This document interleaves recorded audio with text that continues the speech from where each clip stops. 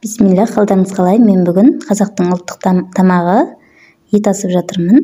Бізде азғантай адамға болғандықтан етін азғантай салдым. Бізде осындай жылқының еті және қарны. Енді осыны мен жақсылап жуып алдым. Бір-екі рет жуып алдым етті. Содан кейін мен кастрюльге салып, салқын суға кастрюльдегі бірінші. Содан кейін барып біз қатты отта астын жағып қоятын боламыз. Енді бізде бірінші қайнады. Қайнағанда осындай көбігін аламыз.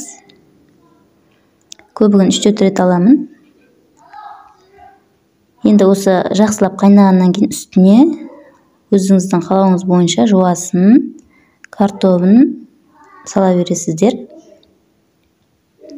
Менде етіміз кішкене қаттылау болғандықтан мен пісуге жақындағанда саламын картобын. Менің етім 2 сағатта қайнады. Бір қайнағаннан кейін мен үстіне жуа салдым. Осылай жуамды бөліп салдым. Үстіне тұзын дәміне қарай. Ет жемейтін қазақ жоқ шығар, бізде барлығы етті жақсы көреді деп ойлаймын. Барлық әйелдер де ет асуды жақсы біледі. Сіздерге тек кішігірім ғана көрсеттім. Мына жерде уже пісуге жақын картобын салдым. Жақсылап қайнап жатыр етіміз.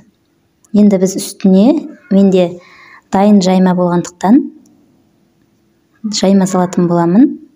Негізі бізде жайманы көп жемейміз, сондықтан нанды өзіміз илеп саламыз. Сіздерге тек жайманы салып көрсетіп жатырмын.